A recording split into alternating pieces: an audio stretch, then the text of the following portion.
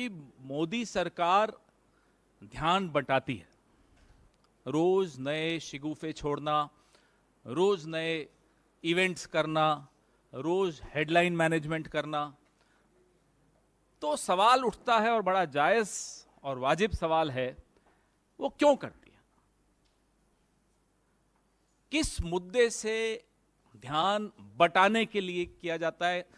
बताया कुछ जाता है, वो तो दिख रहा है टीवी पर और सोशल मीडिया पर कि क्या दिखाना चाह रहे हैं, क्या छिपाना चाह रहे हैं, वो बहुत अहम सवाल हो जाता है। अभी पिछले हफ्ते, ये पूरा हफ्ता जो गया, जो कल खत्म हुआ, G20 का पूरा एक शोरगुल मचाया जा रहा था।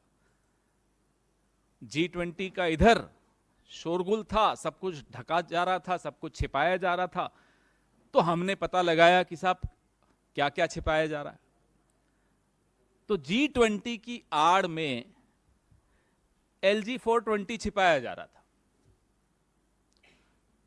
जम्मू कश्मीर में चुनाव नहीं हो रहे हैं, सीधे सीधे केंद्र सरकार का नुमाइंदा वहां LG है, नाम उनका मनोज सिन्हा जी है, अक्सर खबरों में बने रहते हैं और कोई अच्छी खबरें नहीं होती। कभी किसी फ्रॉड से 25 लाख का लोन ले लेते हैं किताबों पर। और अब जो मामला सामने आया है वो और ज्यादा गंभीर है।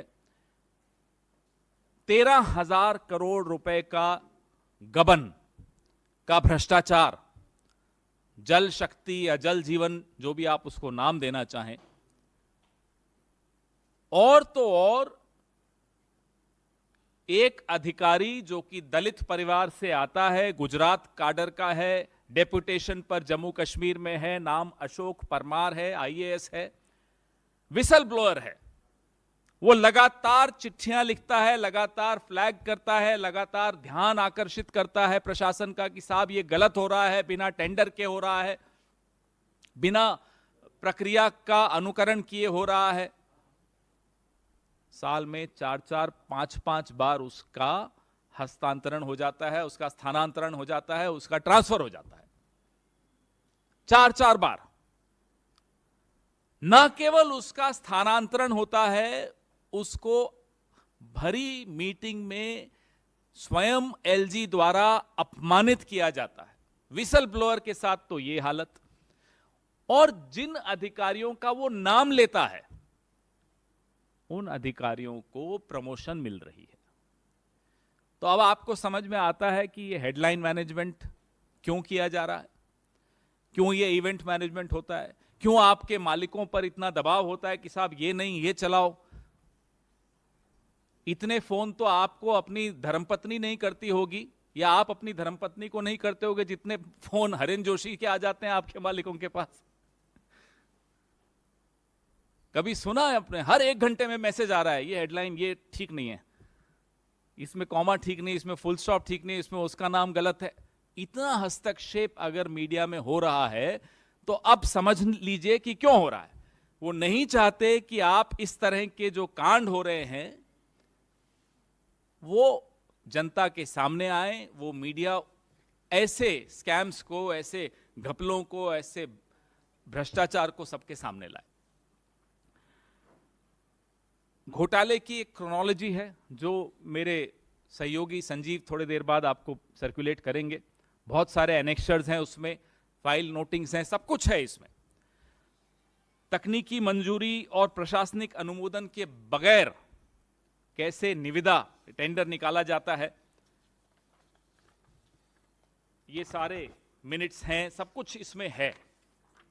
और कैसे इंजीनियर्स की और अधिकारियों की जो कि शामिल हैं इस कांड में, उनको प्रमोशन दिया जाता है, उसको सही जगह पर उनको बैठाया जाता है, और जो जानकारी सार्वजनिक करना चाहता है उसको प्रताड़ित किया जा रहा है।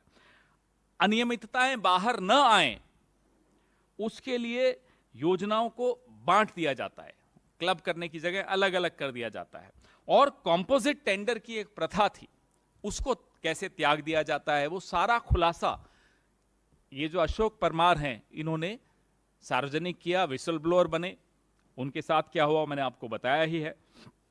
एक बहुत व्यापक सी एक शिकायत उन्होंने 17 अगस्त को अभी इसी महीने पिछले ही महीने की थी, जिसमें उन्होंने ये बताया, और मैं उससे कोट करता हूं, कि एलजी मनोज सिन्हा ने 6 जून 2022 को उन्हें बिना किसी गलती के परेशान करने और अपमानित करने के उद्देश्य से बैठक कक्ष से बाहर निकाल दिया। एक आईएएस ऑफिसर हैं, एक विसल ब्लोअर हैं, एक दलित परिवार के हैं, और संघर्षों की एक लंबी चौड़ी दास्तान है इनके आईएएस तक पहुंचने के लिए। गुजरात से आते हैं, उनको सचिवों की समिति की बैठक से कक्ष से बाहर निकाल दिया जाता है, और भारत सरकार की जो स्थानांतरण नीति है, जो ट्रांसफर पॉलिसी है, उसका उल्लंघन करते हुए लगातार इनका स्थानांतरण किया जाता है।